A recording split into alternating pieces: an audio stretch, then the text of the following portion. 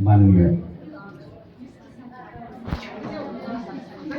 उपमंडल अधिकारी नागरिक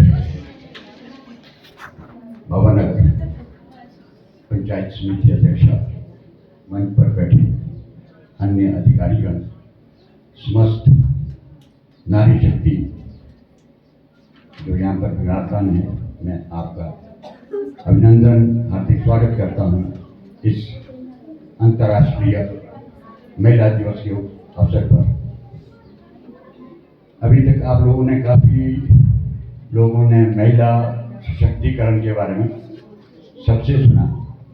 महिला, आपने देखा होगा कि पहले हमारे समाज में महिलाओं को बहुत ही उनको दबाया जाता था, कुचला जाता था, तरह तरह के उनको यातनाएं दी जाती थी। परंतु धीरे धीरे जैसे जैसे महिला शक्तिकरण होता गया तो हमारे समाज में, हमारे कानूनों में कई प्रकार की जो है वो व्यवस्था की गई, जिस कारण थोड़ा हमारे समाज में महिला शक्तिकरण को बल मिला।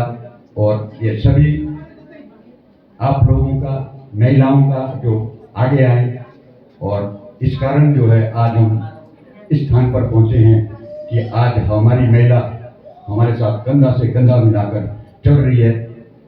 आज पहले तो महिला, जैसे हमारे पुलिस में महिला नहीं थी, आर्मी में नहीं थी, पर अब आप देख रहे होंगे कि हमारी महिला ना केवल पुलिस आर्मी बल्कि आपके स्पेस जो है वहाँ तक हमारी महिला जो है एक स्कूटी से लेकर एक मोटर यान तक जो है हमारी एक महिला चला रही है।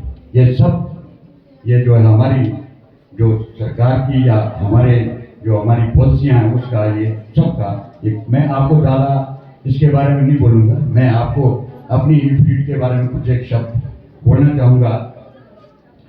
ये एक जैसे हमारे जनजातीय क्षेत्र है, तो पहले क्या होता था, हमारा एक अनटचेबिलिटी वो होता था कानून, उसने प्रारूप लिया हमारे सिविल राइट एक्ट का, protection to civil right act. उसमें क्या हुआ, पहले हमारे समाज में था जो स्वर्ण जाति के लोग थे, वो जो दूसरे समाज के, दलित समाज के जो लोग होते थे उनको क्या करते थे भाई, जैसे हमारे सार्वजनिक स्थान पर या कुएं बावड़ी या कुछ इस तरह पर उनको जाने नहीं देते होंगे। शायद आप लोगों में से इस चीज़ से कोई पीड़ित नहीं हुआ होगा, परंतु पहले समाज इस चीज़ से पीड़ित था। तो उसको प्रोटेक्ट करने के लिए क्या किया, उसके लिए हमारे आया protection to civil right act, नागरिक सुरक्षा अधिनियम। उसमें ये 1955 में लागू हुआ।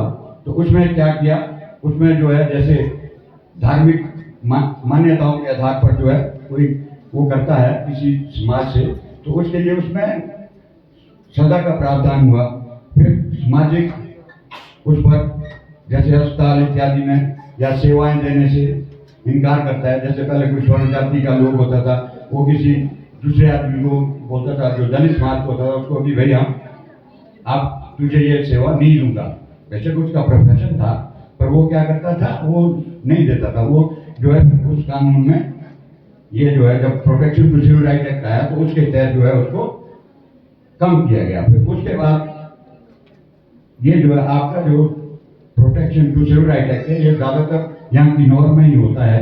उसके बाद एक कानून दूसरा आया, SC एंड ST एक्ट।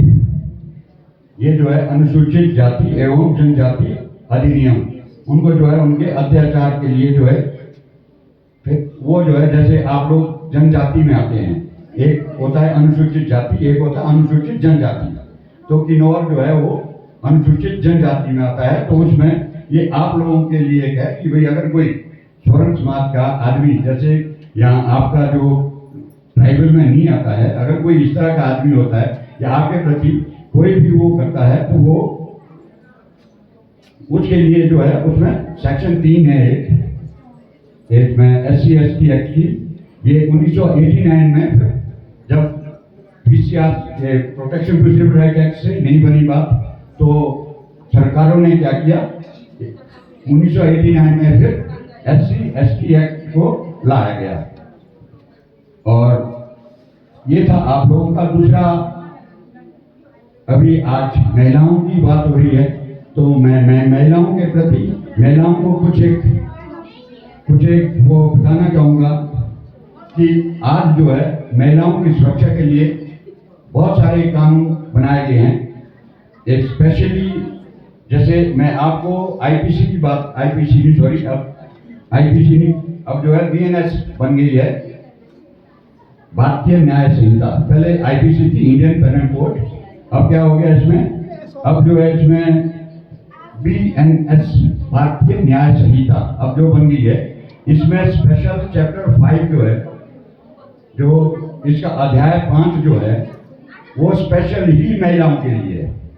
उसमें जो है जैसे सेक्शन 63 है, उसमें रेप है या रेप से जो भी जितनी भी सेक्शन है इसमें, ये 63 से लेकर आपकी 85 तक ये सब महिलाओं से लेकर है, महिलाओं से रिलेटेड है। इसमें क्या है, जैसे महिलाओं के प्रति जो भी है, जैसे कोई भी महिलाओं से रिलेटेड अपराध है, ये सब वहाँ तक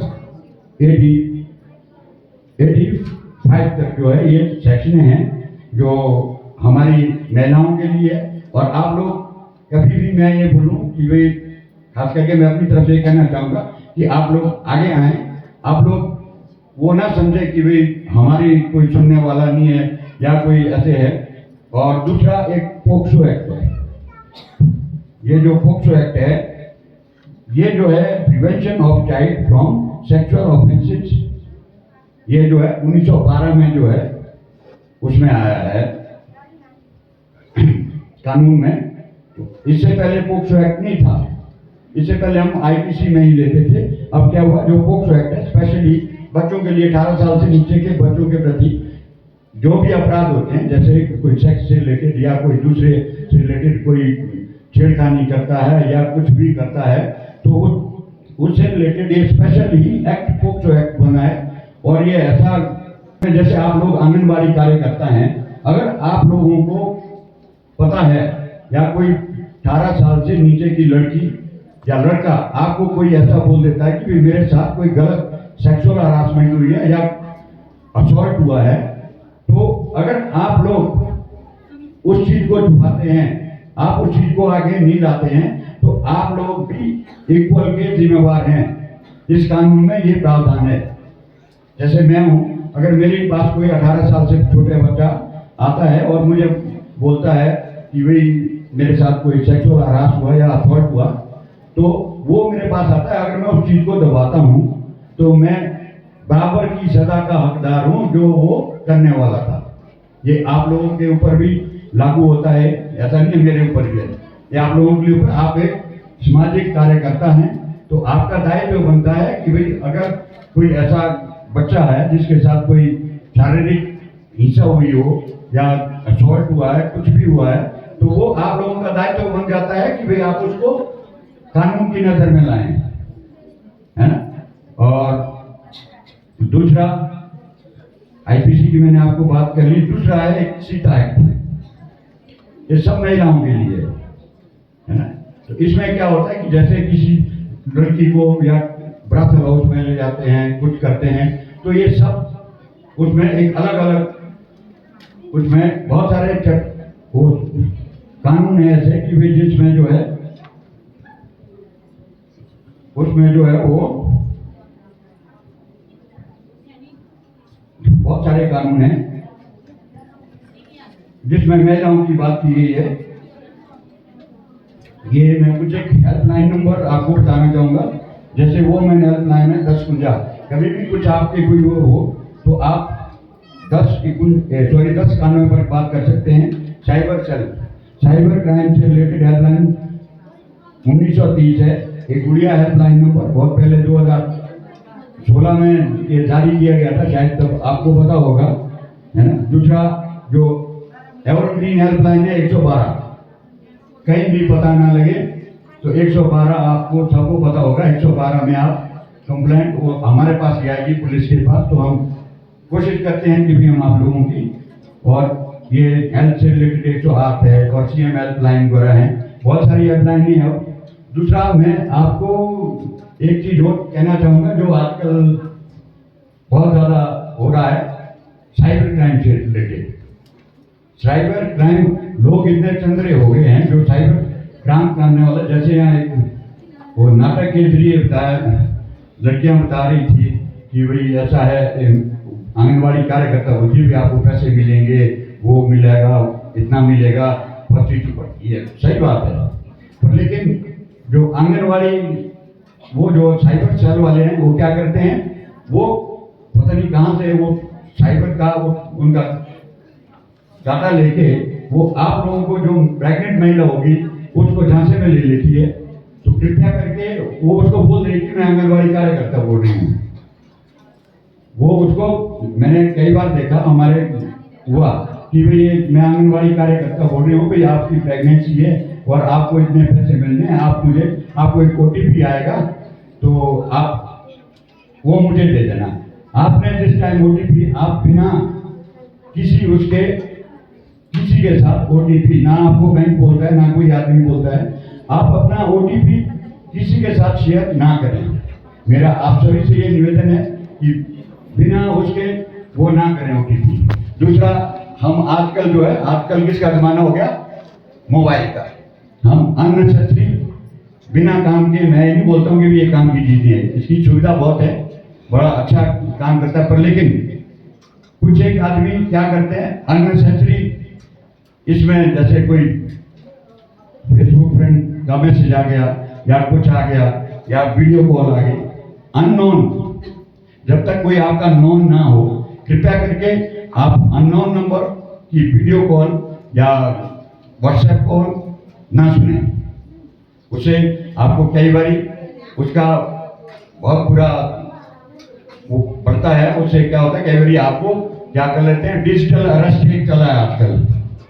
डिजिटल अरेस्ट, आपको घर में ही अरेस्ट कर देंगे, आपको इतना टॉर्चर कर देंगे, आपको कभी फोन आ जाएगा कि मैं SP साइबर क्राइम बोल रहा हूँ, वो भर्ती में दिखेंगे आपको। बिल्कुल, वो उनकी क्या होती है, चाल होती है। कृपया आप लोग उनकी चाल में ना आए। अगर आपको कोई इस तरह की फ्रॉड कॉल आती है या कोई इस तरह का कोई भी होता है, आप हमारे पास जब मर्जी, आप हमारे पास थाने में, हमारा 24/7 हमारा कभी ताला नहीं लगता है। जब मर्जी आओ, जब मर्जी कॉल करो, हमारा फोन अनअटेंडेड हो ही नहीं सकता। कोई तकनीकी खराबी होगी तभी हो पाएगा, अदरवाइज हमारा 24/7 वो हमेशा आपके लिए तत्पर रहेंगे। और कोशिश भी यही करते हैं हम कि हम लोगों की जितनी से अच्छी बढ़िया वो हेल्प हो सके वो की जा सकी है।